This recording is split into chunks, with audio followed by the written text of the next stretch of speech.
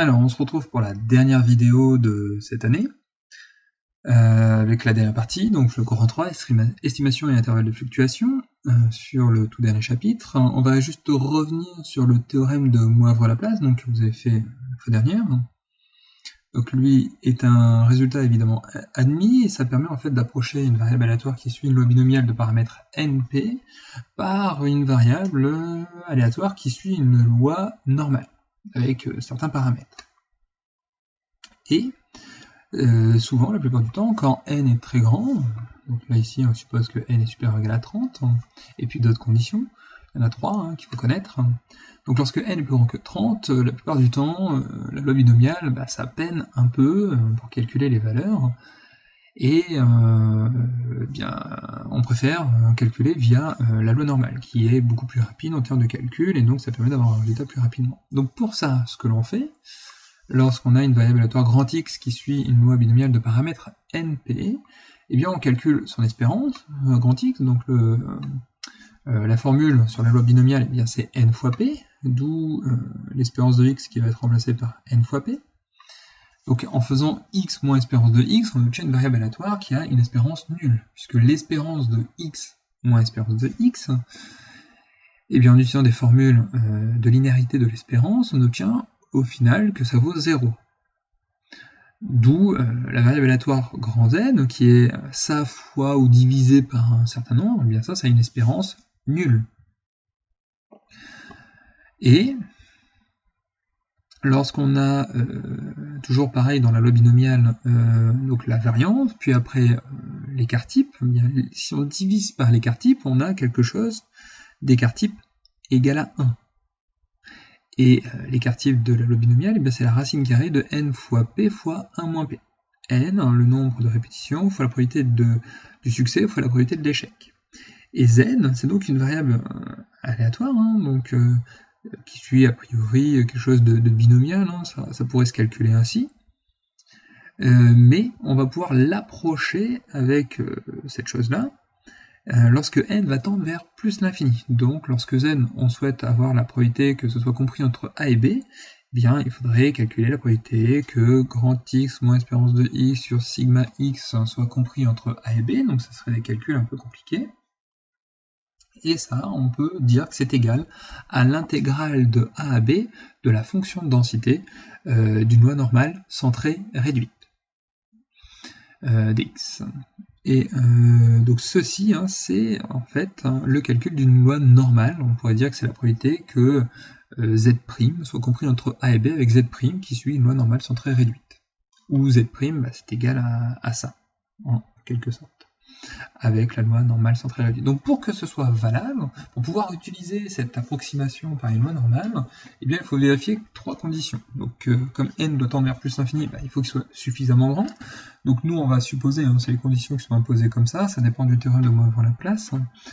Donc il faut que n soit supérieur ou égal à 30, il faut que l'espérance de x soit supérieure ou égale à 5, et en fait l'espérance de l'échec, donc n fois a moins p, soit également supérieure ou égale à 5. Et donc dans ces cas-là, on peut approcher le calcul de probabilité d'une loi binomiale par une loi normale, donc de même espérance et de même variance. Donc voilà. Donc vous avez fait dans quelques exercices liés à ça, et on attaque la toute dernière partie. Donc les calculs de probabilité, en fait, c'est grosso modo terminé. Là, ce qu'on va faire, c'est plutôt passer à une estimation lorsqu'on ne connaît pas certains paramètres et un intervalle de fluctuation pour pouvoir prédire à l'avance avec une certaine probabilité, une certaine statistique, une certaine chance que ça arrive, que ça appartienne à tel ou tel intervalle. Donc commençons par l'intervalle de fluctuation. Ça c'est une notion que vous connaissez depuis la seconde, normalement, on la fait peu souvent, on la laisse en fin d'année. Donc l'intervalle de fluctuation, c'est, pour faire un bref résumé, lorsque vous avez, on va prendre un exemple tout simple, on va prendre le lancer de dés, je lance le dé et mon succès c'est de trouver la valeur 6. Donc j'ai une chance sur 6 que ça arrive, et vous savez bien que lorsque vous lancez 6 fois le dé, vous n'avez pas une fois le chiffre 6, et puis une fois le chiffre 1, etc. Ça fluctue, vous pourriez avoir 0 fois le chiffre 6, 3 fois le chiffre 6. On sait bien qu'obtenir 6 fois le chiffre 6, c'est quand même rare, c'est peu probable, même 5 fois, c'est déjà peu probable. On sait qu'on doit l'obtenir à peu près une fois. Hein, c'est l'espérance en fait, qui nous le donne. Donc nous on aimerait quand même, lorsque n est suffisamment grande, c'est-à-dire lorsqu'on répète ça un certain nombre de fois, voir dans quel intervalle la fréquence d'apparition du chiffre 6 donc, va évoluer. Donc ça c'est l'intervalle de fluctuation. Alors, donc pour le départ, on prend une variable aléatoire xn qui suit le binomial de paramètres n et p. Et donc elle donne le succès d'un schéma de Bernoulli de paramètres p avec n répétitions, et on va considérer la fréquence, c'est-à-dire le nombre d'apparitions sur le nombre de répétitions, donc xn sur n. Et c'est ça qui va nous intéresser. Cette valeur-là va évoluer dans un certain intervalle, et cet intervalle, ça va dépendre de ce qui va être donné dans ce théorème, et ce théorème nous dit que pour tout nombre alpha compris entre 0 et 1, eh bien l'intervalle in, donc centré en p, centré en la probabilité p du succès, c'est p moins u alpha, le u alpha qu'on a trouvé précédemment, dans la partie avec la loi normale, fois une racine sur une racine, plus p, et la borne max, donc la même chose, mais avec un plus. Donc c'est bel et bien centré en p. Donc ce truc-là, c'est p fois 1 moins p sur racine de n, où on peut mettre une grande racine tout simplement. Donc ça sera à retenir, vous le verrez dans certains cas, en particulier avec un certain u alpha, pour 95% de réussite.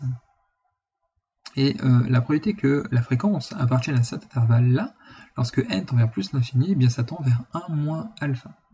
Donc ça paraît un peu barbare comme ça, mais c'est quelque chose qu'on a déjà vu auparavant. Et donc d'après le théorème de Moivre-Laplace, on a ceci. Alors pourquoi ça vaut 1 moins alpha? Bien tout simplement parce que c'est compris entre u alpha et moins u alpha.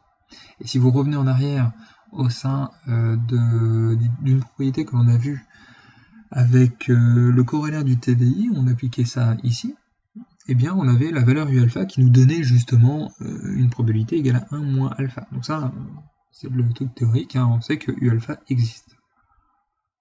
Et lorsque on regarde ceci et qu'on essaie de voir autrement en insérant fn, eh bien moins u alpha ceci, donc si on multiplie par ce nombre-là en bas, et si après on fait passer le np, eh bien on obtient que xn va être compris entre np moins u alpha fois la racine et np plus.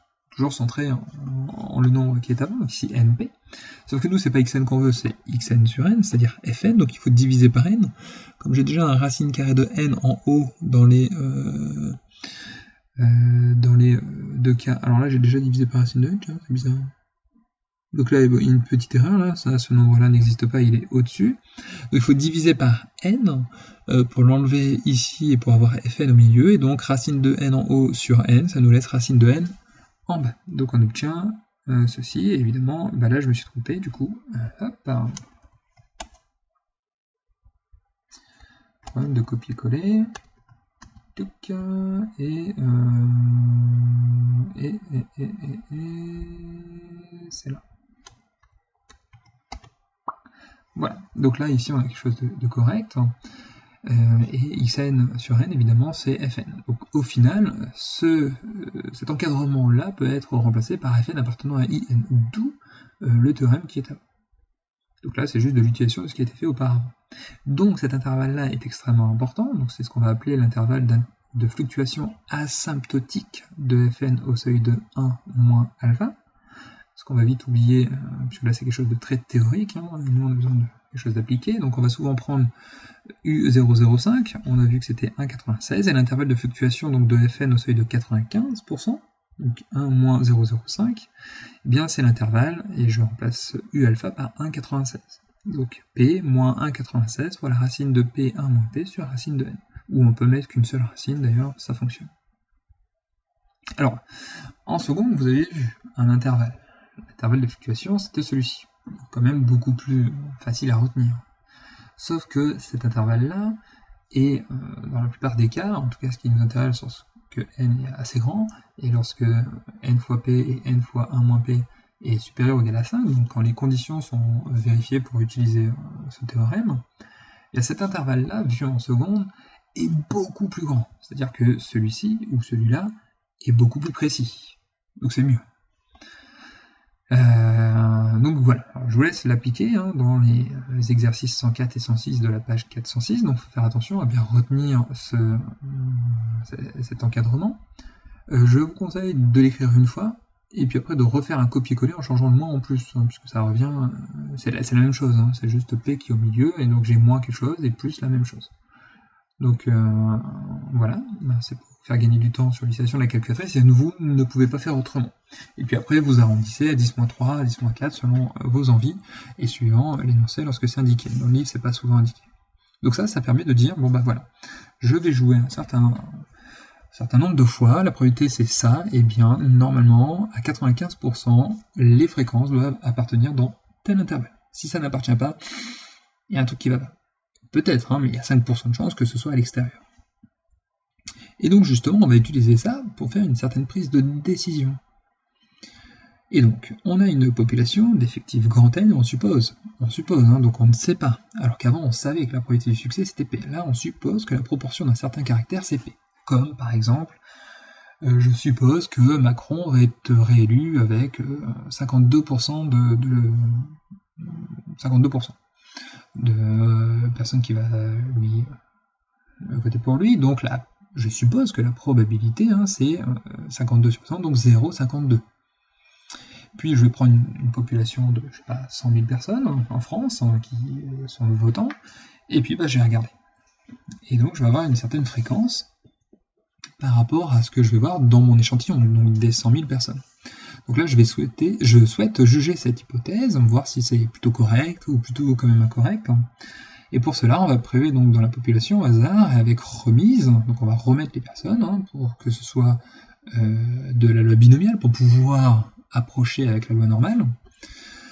Un échantillon de taille n. Donc je vais prendre une certaine population et je vais donc observer une certaine fréquence. Je regarde la fréquence de succès qui m'intéresse, donc Fn, qui est égal à Xn sur n, toujours, et Xn suit la loi donc binomiale de paramètres n et p. On suppose que les conditions sont remplies, donc n supérieur à 30, np a priori, parce qu'on a supposé que c'est supérieur à égal à 5, tout comme n fois 1 moins p. Et donc j'ai mon intervalle de fluctuation, au seuil de 95%, donc moins 1,96 ici et plus 1,96. Donc, je regarde la fréquence que j'observe sur mon échantillon, mon petit échantillon de ma population totale, et s'il appartient à l'intervalle de fluctuation. Alors je peux dire, c'est attendu, c'est ce que normalement je dois avoir dans 95% des cas. Donc a priori, mon hypothèse, la supposition que j'ai faite sur P est plutôt correcte.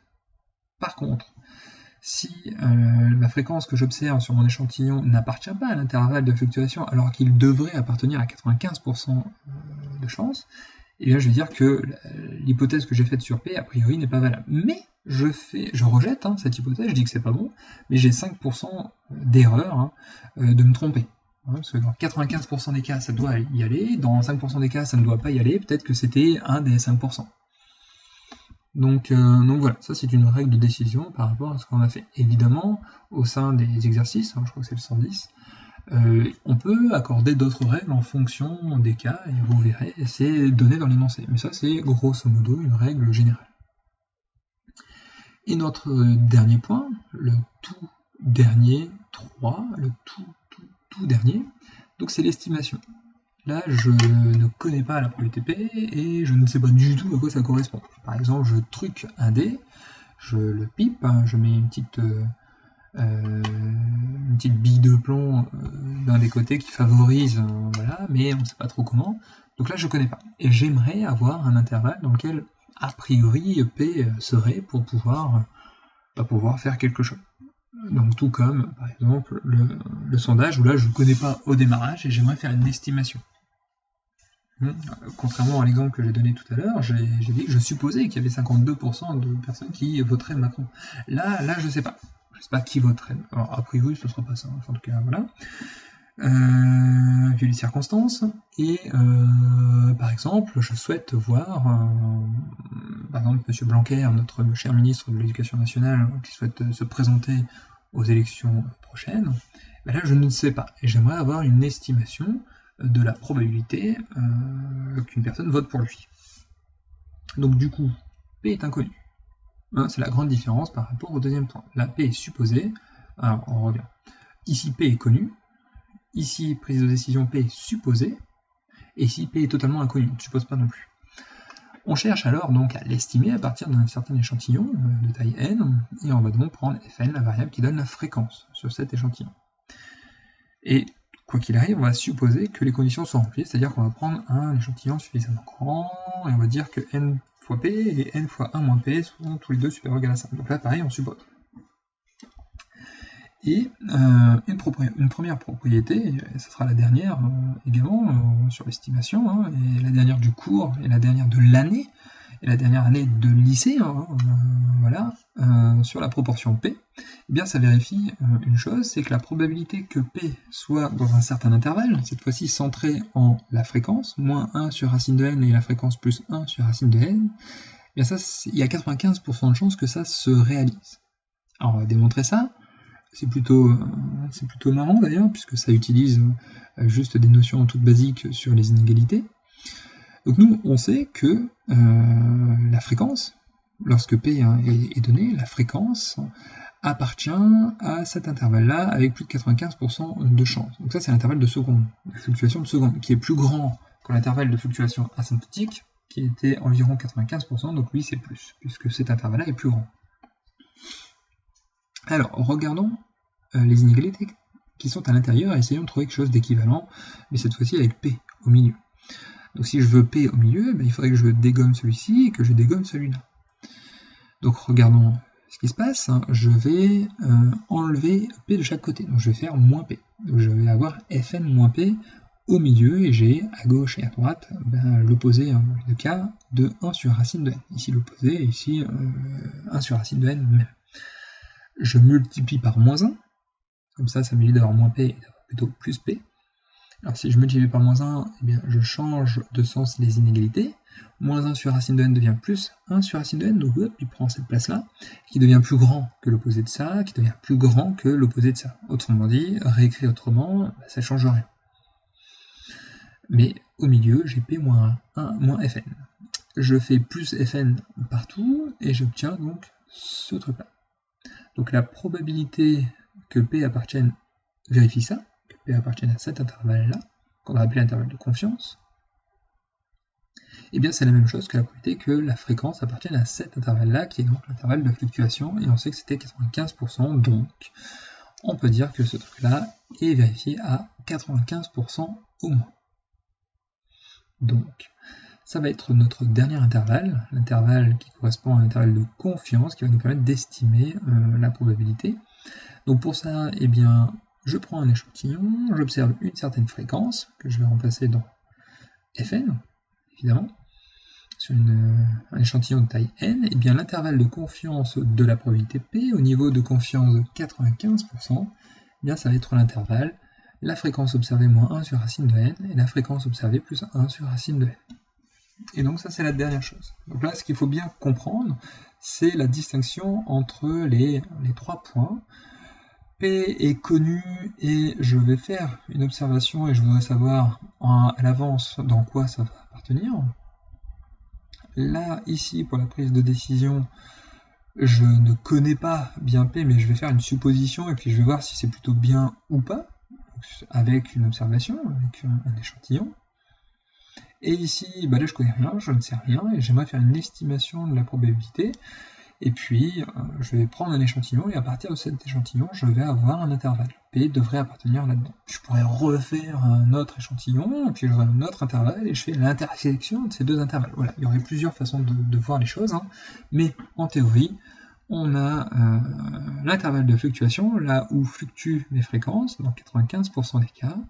Prise de décision, eh bien, je fais une décision en fonction de l'hypothèse que j'ai faite sur la probabilité P. Et ici, l'estimation, voilà dans quoi doit se balader la probabilité P de mon succès. Et donc de mon échec, que je pourrais déduire. Donc voilà, ça conclut, hein. Il y a plein d'exercices, on va se laisser ces 2 dernières heures pour ça. Je vous laisse les faire. Donc là, c'est l'utilisation de la calculatrice, hein, et vous voyez, hein, c'est que des formules. Donc tout ça, non, sans mettre de formules dans la calculatrice a priori pour le bac, c'est ce qu'il aurait fallu faire. Ça se retient plutôt bien, hein, les quelques exercices qui sont à faire. Voilà, vous montrent qu'en fait, il n'y a pas grand-chose, et que c'est l'utilisation de la calculatrice principalement. Donc voilà, cette année est conclue par ce chapitre, par les probabilités avec les lois continues et l'estimation. Si vous avez des questions, eh bien n'hésitez pas. Sinon, eh bien, bon courage pour la suite et bonne continuation. Au revoir.